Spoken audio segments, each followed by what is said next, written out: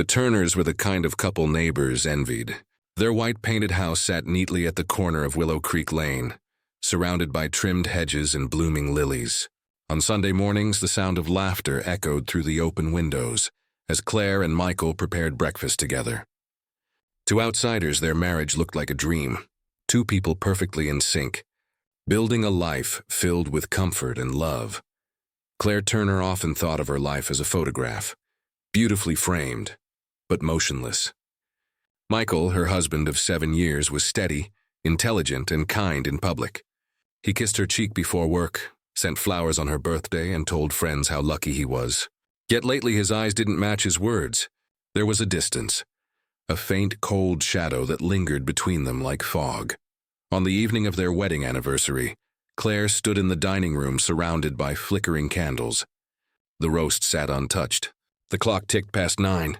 Michael had forgotten. No message, no call, not even a lie to fill the silence. When he finally walked in, disheveled and smelling faintly of whiskey, his only words were, "Rough day. Don't wait up." He didn't notice the dinner, the candles, or the tears she quickly wiped away. That night, as Claire washed the dishes, she felt something inside her shift, a small, sharp crack in the illusion of perfection. For years she had ignored the signs. His late nights, his distracted smiles, the sudden work trips that never added up.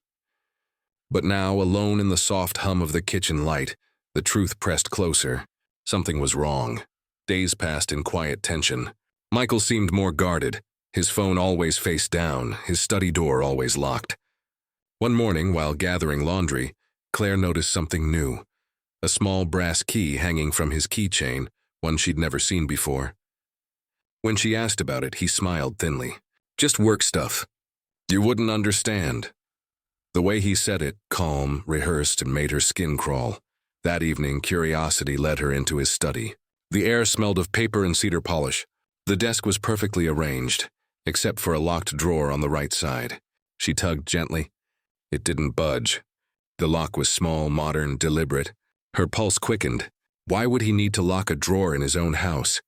She stood there for a long moment, staring at that drawer, feeling a mix of fear and guilt.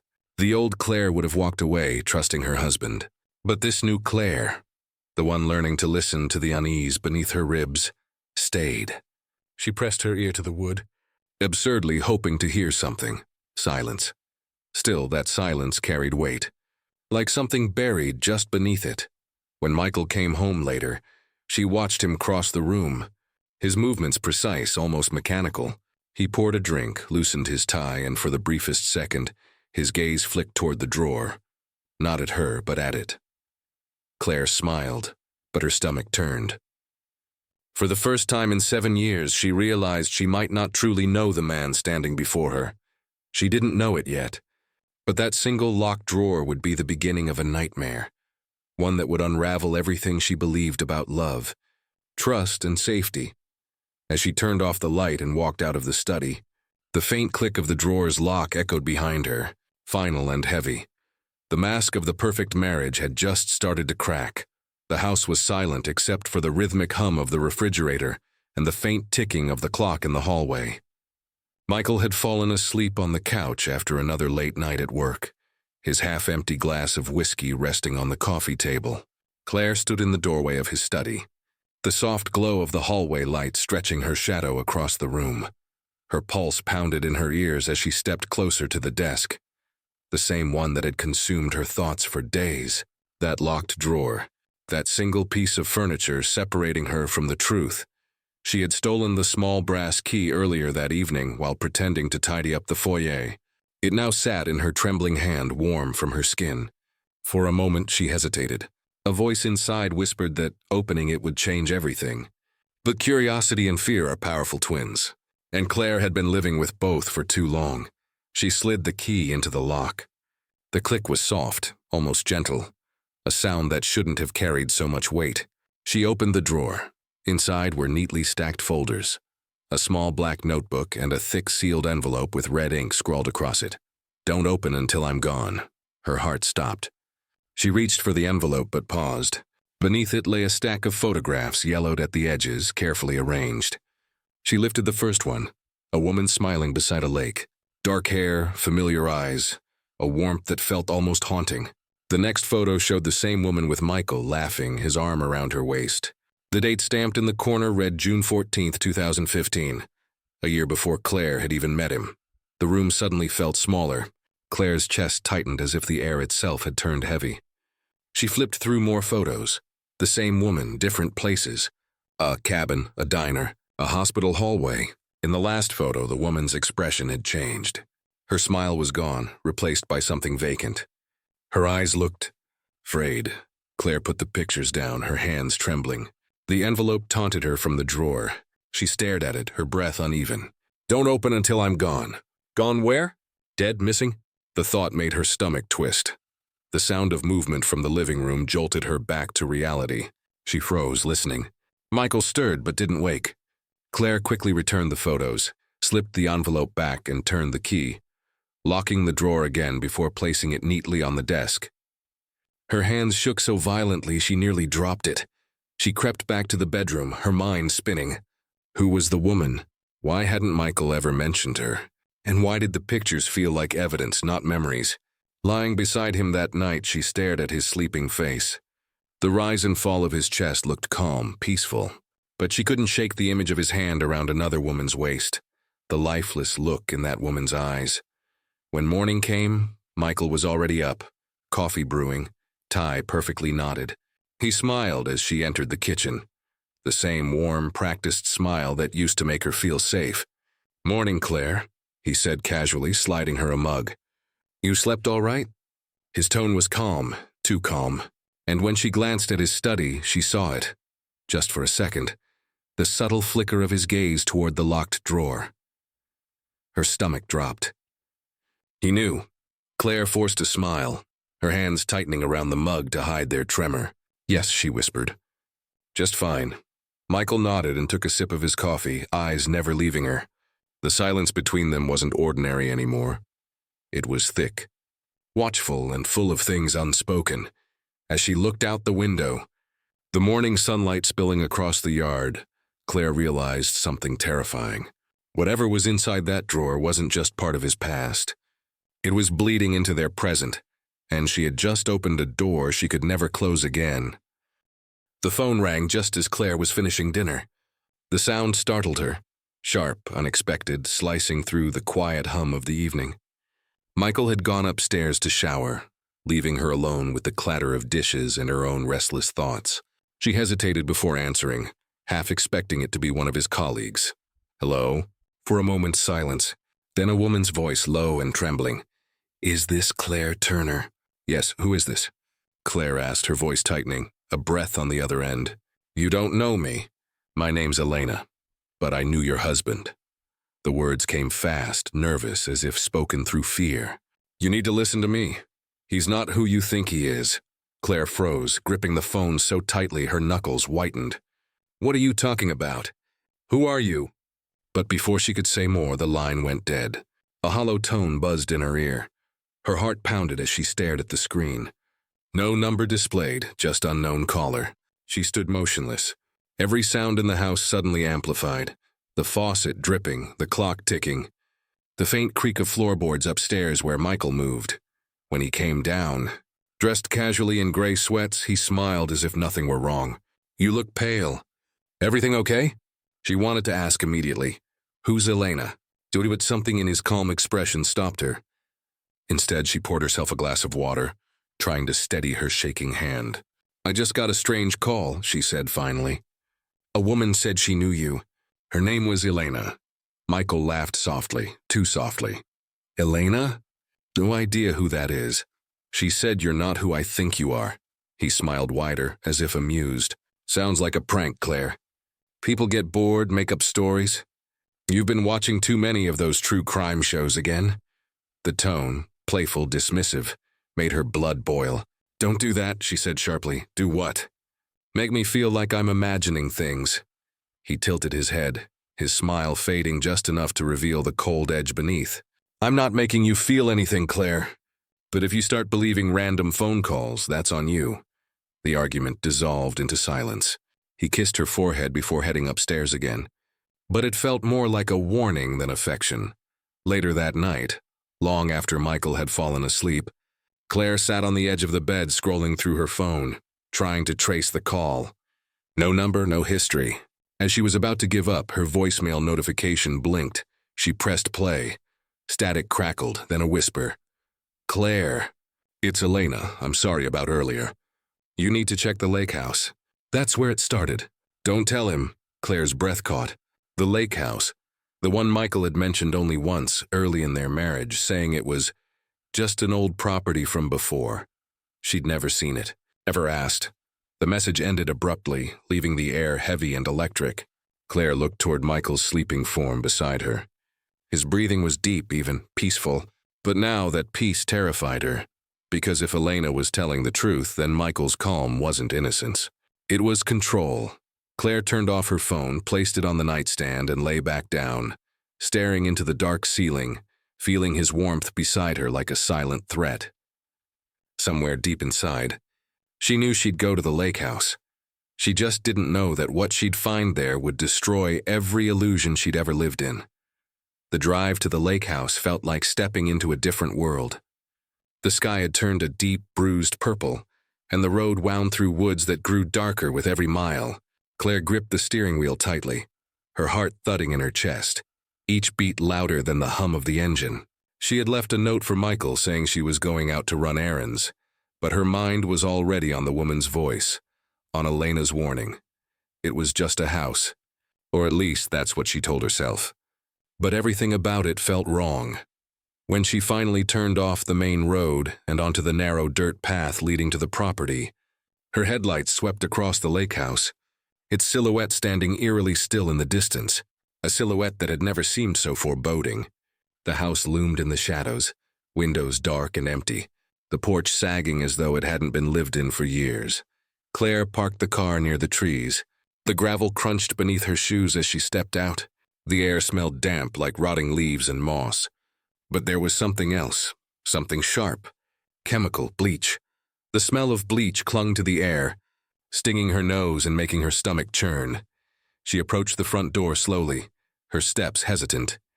There was no sound except the rustle of wind through the trees and her breathing.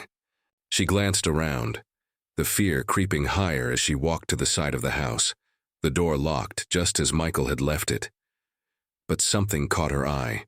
Fresh tire tracks in the gravel driveway. Wide, deep imprints as though a vehicle had arrived not long ago, and not the kind of tracks made by her car. Claire's breath caught. They were too new to be from years ago, too large to be from any casual visitor. Her heart skipped. She crouched beside the tracks, her fingers brushing the cold earth. Her mind raced. Who had been here? Why hadn't Michael told her about it? She rose quickly, her head spinning, her eyes darting back to the house. That's when she saw it. By the old weathered fireplace, half buried beneath a pile of dry leaves, was a woman's earring. Its silver glinted faintly in the dim light, delicate but out of place. Claire's throat tightened as she bent to pick it up, the sharp edges of the metal biting into her skin. She stared at it for a long moment, 1,000 questions running through her mind. Whose was it? Why was it here?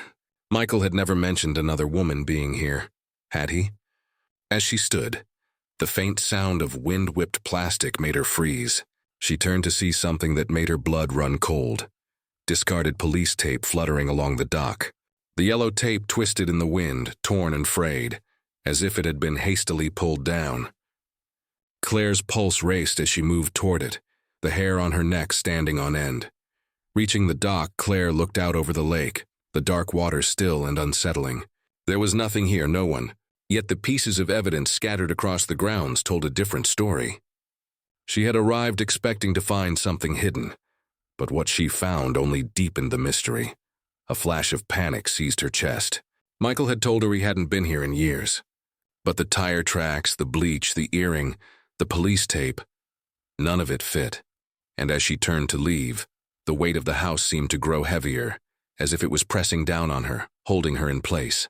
She felt as if someone was watching her, the sensation crawling up her spine.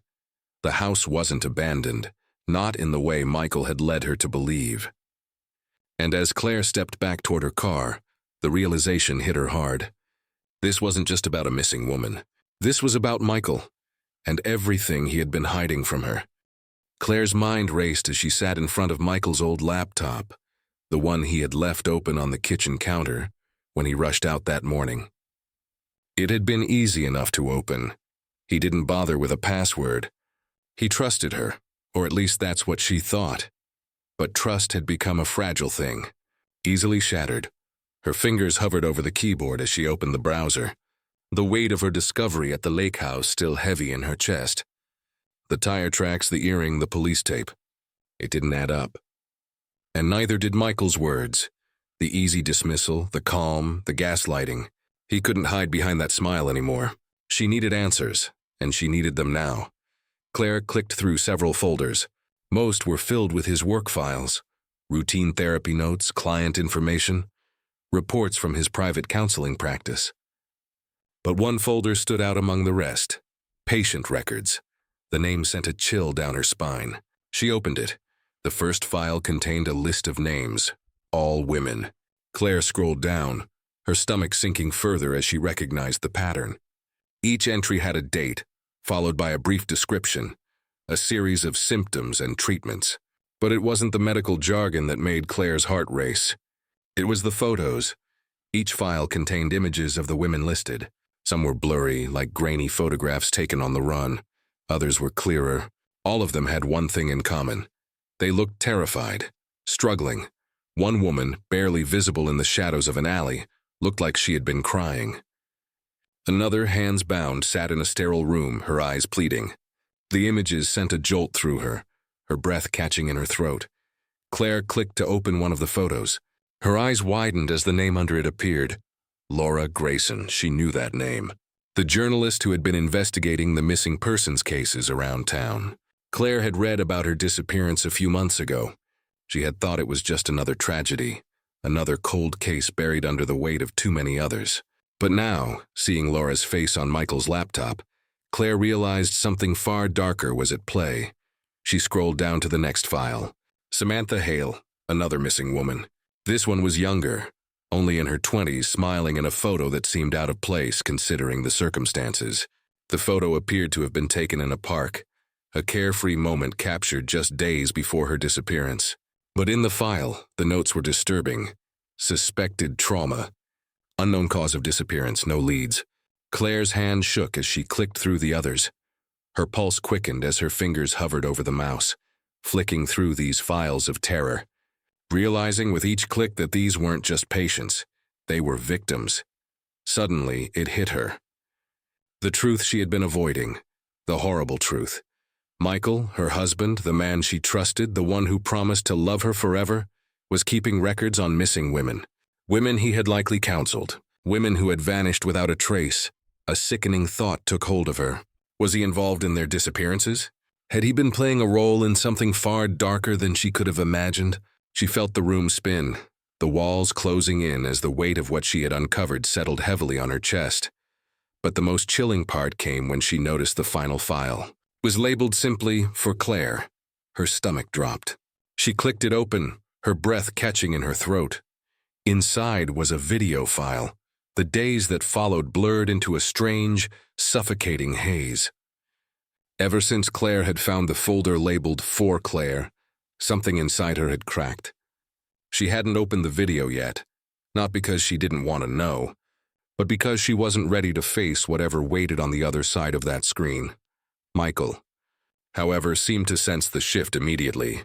His tone softened, his gestures calculated, as though he were carefully painting over the fractures forming in their marriage with false affection. The man who once kissed her forehead before work now lingered too long behind her, his presence heavy, his eyes watchful. "Are you okay?" he asked one morning, his voice deceptively gentle. "You seem distant," Claire forced a smile. "Just tired." He nodded, but she saw the flicker of something darker in his eyes. Control, suspicion, fear. By the third day, he started checking her phone. At first casually. "Oh, just making sure you didn't miss my text." Then deliberately, scrolling through her messages while pretending it was a joke. The laughter that followed wasn't playful. It was a warning wrapped in charm. Claire began to feel the walls closing in. He installed new locks on the doors, saying it was for safety. He disconnected the Wi-Fi to fix it. He began answering her calls before she could, always with that same calm tone, always assuring whoever was on the other end that Claire's just been resting lately. Her world, once bright and open, shrank to the confines of their house, the perfect house that had begun to feel like a gilded cage. When she mentioned visiting her sister, Michael smiled faintly and said, "You've been so anxious lately. Maybe it's better if you stay home, just for a while. Get some rest." That night, Claire locked herself in the bathroom and stared at her reflection. Her eyes were red, tired, haunted. She barely recognized the woman staring back. The whispers of doubt Michael planted each day had begun to take root. Maybe she was imagining things. Maybe she was too emotional. But deep down, a quiet voice whispered the truth. She was being erased piece by piece. Dinner that evening was painfully quiet. The only sounds were the clinking of cutlery and the faint hum of the refrigerator. Michael poured her wine, his movements precise, graceful. He watched her as she took a sip. "You know," he said softly, as if commenting on the weather, "sometimes I think you'd be lost without me." The words sliced through the silence like a knife. Claire froze, the wine glass trembling slightly in her hand. There was no threat in his tone, no raised voice, just calm certainty, the kind that came from someone who believed they owned you completely. She forced herself to meet his gaze. "I'd manage," she said quietly. His smile faltered, then returned colder this time. "Would you?" The air between them thickened. Claire excused herself and retreated to the bedroom, her mind spinning. She sat at the edge of the bed, gripping her phone, the one she had managed to hide. Earlier that day, inside a hollowed-out book, her heartbeat pounded in her ears as she finally pressed play on the video from the folder labeled "For Claire Static." Then, a dimly lit room appeared, a woman tied to a chair crying softly. The camera tilted, and Michael's voice spoke from behind it. "Tell her what happens when she lies." Claire's breath caught. The woman lifted her head, bruised, terrified, and whispered, "Claire, run!" The screen went black. Claire dropped the phone, her entire body shaking. The illusion was gone. Whatever she had believed about her husband, about their perfect marriage, shattered completely. Somewhere in the house she heard footsteps, slow, deliberate. "Claire," Michael called softly, "are you still awake?" She didn't answer, because now she knew. She wasn't living with the man she married. She was trapped with the monster she never saw coming. The morning after the video, Claire barely slept. She'd stayed awake until dawn, clutching her phone like a lifeline, staring at the closed bedroom door. Every creak of the house made her flinch. She could still hear Michael's voice echoing in her mind. That calm, cruel tone behind the camera. When the doorbell rang, she almost screamed. Through the peephole, she saw a man, mid-40s, neatly dressed, with weary eyes that carried something between pity and caution. He held up a badge. "Detective Hayes," he said. "I'd like to ask you a few questions about your husband." Her first instinct was to slam the door, but something in his voice, the gentleness of someone who'd seen too much, stopped her. She opened it halfway. "Is he here?" Hayes asked quietly. Claire shook her head. "No, he's out." Her voice cracked. "What's this about?" Hayes hesitated, then stepped closer, lowering his tone. "I think you should sit down." They moved to the living room. Claire noticed his eyes scanning the space, the neat furniture, the spotless floors, the framed photographs of smiles that no longer felt real. "Mrs. Turner," he began, "your husband's name came up in a reopened case from his university years. A missing student. Her name was Rachel Ward." Claire's stomach twisted. "I've never heard of her," he nodded. "That's what we expected. But yesterday, during a property search near the old lake house registered under your husband's name, we found something, an old tape. It was labeled Confession 1999. Claire's hands began to tremble. "A confession?" Hayes reached into his coat pocket and placed a small evidence bag on the table. Inside was a cassette tape, old, cracked, but still intact. "We managed to play part of it," he said. "It's your husband's voice. He's talking about control, about how love can turn fatal if it's not contained." Claire's world tilted. She could barely breathe. "He confessed to killing her?" Hayes paused. He never mentions her name. But the tone, it's chilling. He describes a relationship that got out of hand, how he taught her loyalty, how sometimes you have to end love before it ends you. The words struck her like a physical blow. She wanted to scream, to deny it, to say Michael couldn't. But every memory, the locked drawer, the hidden files, the fear in his eyes, snapped into place like a jigsaw finally revealing its image. Hayes leaned forward, his gaze steady. "Mrs. Turner, I believe your husband has done this before. And if you're not careful, you could be next." Claire's throat closed up. She whispered, "You have to arrest him." "We don't have enough yet," Hayes said regretfully. "But I need you to stay safe. If he suspects you know anything, don't confront him. Don't run! Call me any time." He slid her a card. She took it with shaking fingers. After he left, the silence in the house felt unbearable. The clock ticked softly. Somewhere upstairs, the floor creaked, a sound she had heard too often. Then her phone buzzed. A new message, from an unknown number. It read, "I told you never to go near the lake house." Her breath hitched. The phone slipped from her hand, because now she knew. Michael was watching her. And this time there would be no pretending, no gaslighting, no escape through denial. He had confessed once before. Now it was only a matter of time before he did it again. The message from the unknown number haunted Claire all night. She didn't sleep, didn't eat. Every corner of the house felt alive, watching, breathing, remembering. She kept replaying Detective Hayes' warning in her head. Don't confront him. Don't run. By morning, Michael still hadn't returned home. His car was gone, his phone off. The silence was heavy, but beneath it something deeper hummed. A low vibration of dread that seemed to pulse from beneath the floor. That's when she remembered the basement. They rarely went down there anymore. It was where Michael used to work on his old therapy recordings, back when he claimed to be studying behavioral patterns for research. But after the files she'd seen, the lie was rotting in plain sight. She descended the steps slowly, flashlight trembling in her grip. The air grew colder, damp, the kind of stillness that smelled like dust and secrets. Her beam swept across the concrete walls, over old furniture draped in sheets, boxes marked archives, and finally, the far corner, where a tall metal shelf leaned strangely against the wall. The alignment was off by inches, as though it had been dragged there recently. Claire froze. Something about the wall behind it didn't look right. The paint tone shifted slightly, like new plaster. Her pulse thundered as she pushed the shelf aside, each scrape echoing like a scream. Beneath it was a door, a sealed false wall with faint outlines of hinges. Her throat went dry. She grabbed a hammer from a nearby crate and started striking at the edges. The plaster cracked, then gave way, revealing a narrow metallic door, the kind used in soundproof rooms. A heavy lock dangled loosely, already broken once before. She didn't want to open it. Every part of her screamed, "Don't."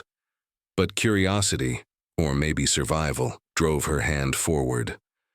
The door creaked open. Inside was darkness, complete and suffocating. The beam of her flashlight sliced through the void, and she nearly dropped it. The small room was lined with acoustic foam. No windows, no light.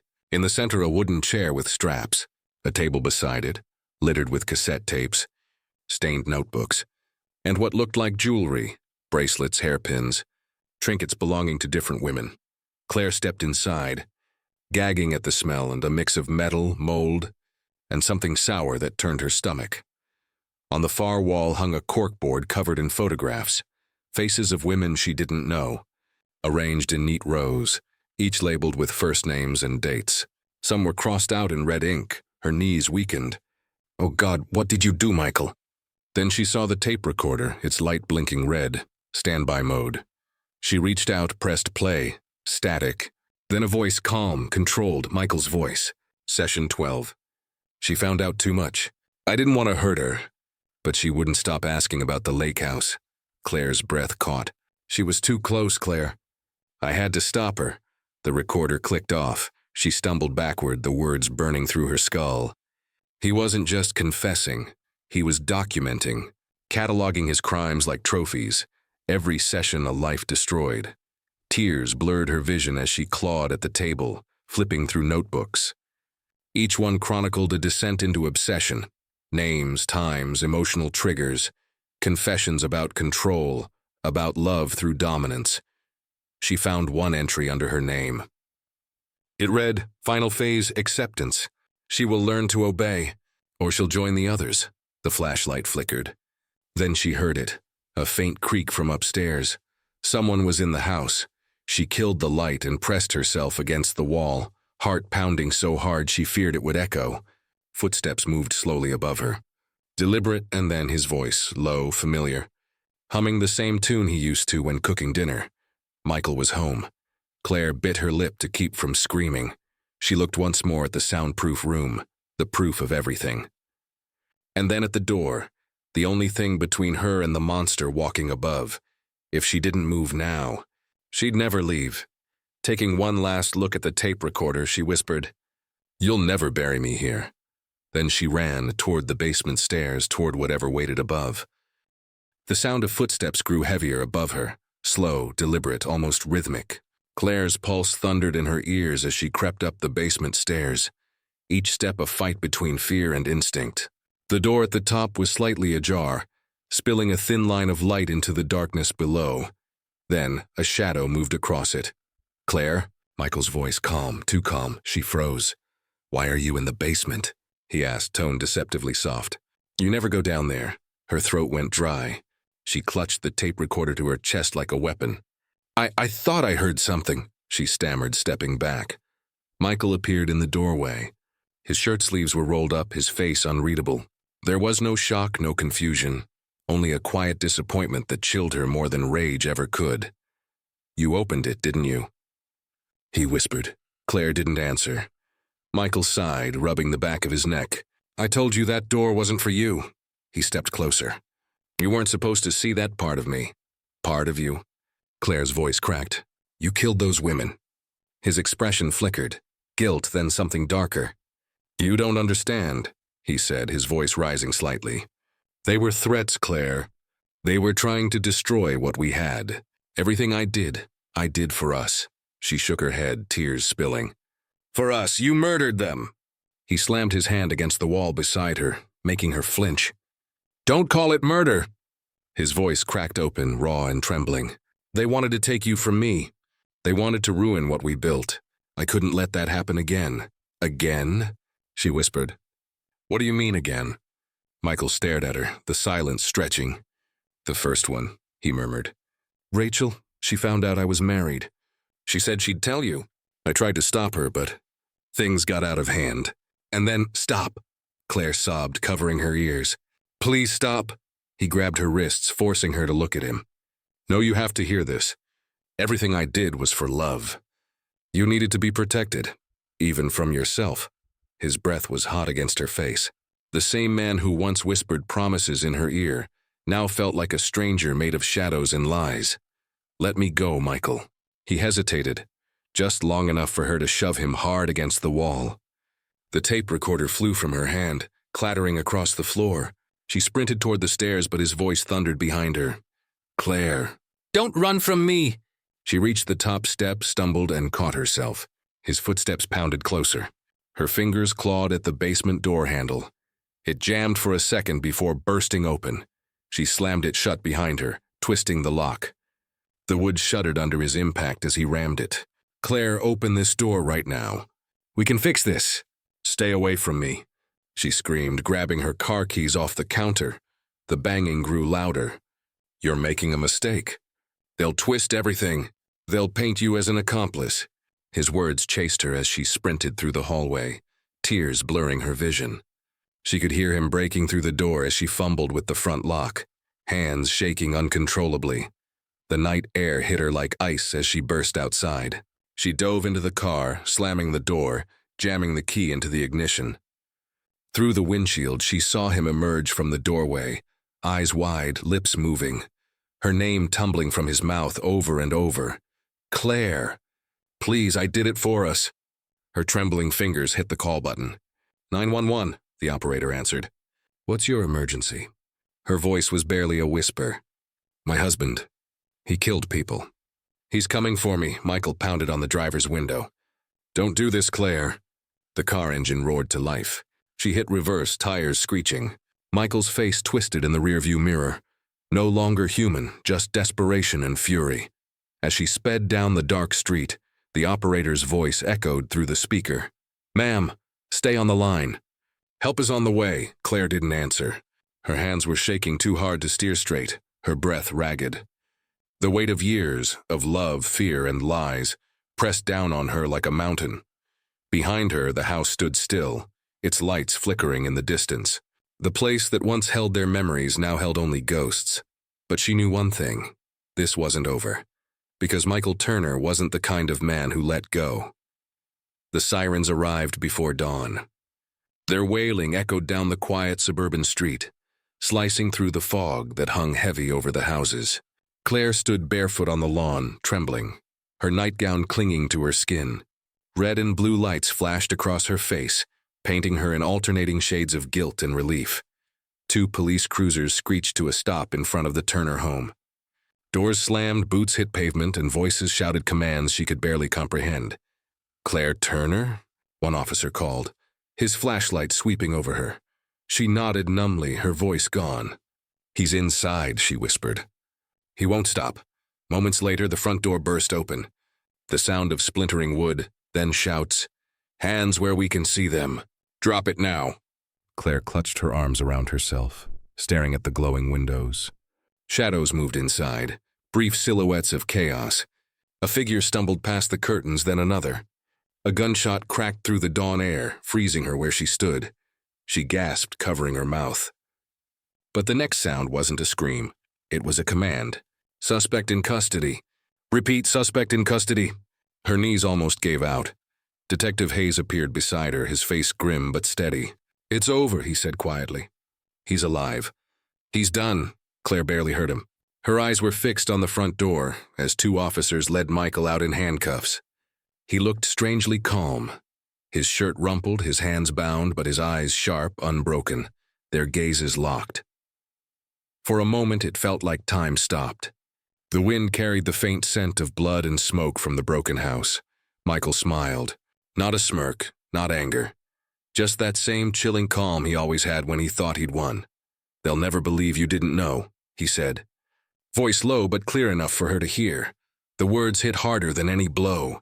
Claire staggered back, shaking her head. "That's not true," she whispered. But her voice was swallowed by the noise around her. Officers giving orders, reporters shouting questions, cameras flashing like lightning. Click, one photo, click, another, capturing her in that exact moment. Bare feet in the wet grass, mascara streaked down her cheeks, eyes wide with horror. It would become the image plastered across every news broadcast by evening. The perfect portrait of shock and suspicion. Detective Hayes stepped forward. "Claire, we'll need to take your statement again. This time, everything." She nodded faintly, her voice trembling. "I'll tell you everything." But as they led her toward the patrol car, she glanced back one last time. Michael was being pushed into another cruiser, his head ducked under the roof. Yet even through the glass, his lips moved. A silent sentence only she could see.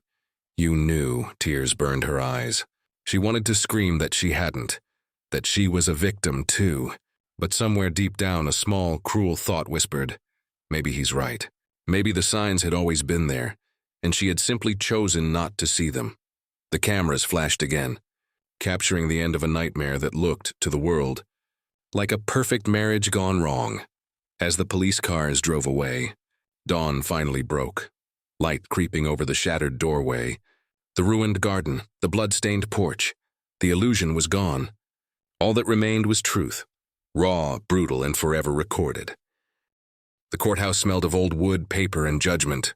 Reporters lined the marble steps, microphones raised like weapons, cameras flashing every few seconds. The world had already chosen its villain, and its accomplice. Claire stepped out of the car with Detective Hayes beside her. The air was thick with whispers. There she is, the wife. Inside, the courtroom buzzed with the hum of anticipation. Sketch artists poised their pencils. Journalists typed furiously, and every seat was filled.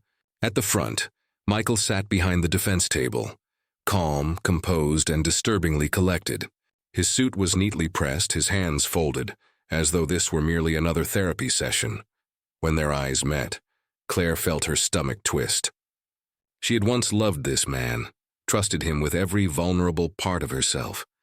Now that same man stared at her like a stranger, dissecting her every move. The prosecutor began with precision. Michael Turner is charged with the abduction and murder of 3 women between 2013 and 2019. The courtroom stirred. Cameras clicked. Claire's pulse thundered in her ears. Every word felt like a hammer against her ribs. She could almost hear Michael's soft voice again, whispering through the years, "You know me better than anyone." When it was her turn to testify, she rose on shaking legs. The bailiff led her to the stand. The microphone's static filled the silence before her first word. "Mrs. Turner," the prosecutor said gently, "when did you begin to suspect something was wrong?" Claire swallowed. Her throat burned. "When I stopped recognizing him," she said softly. "When love started to feel like fear." Gasps rippled through the audience. She continued, voice trembling but steadying with each sentence. She spoke of the locked drawer, the hidden files, the basement, and the night she fled for her life. But what haunted her most wasn't what Michael had done. It was what she hadn't done. "I ignored the signs," she confessed, "because I loved him. Because I didn't want to believe that the person I shared my life with was capable of such things."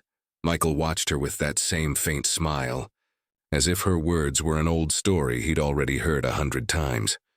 When it was the defense's turn, his lawyer painted a different picture, of a misunderstood man, a therapist whose research was taken out of context, whose wife suffered from emotional instability.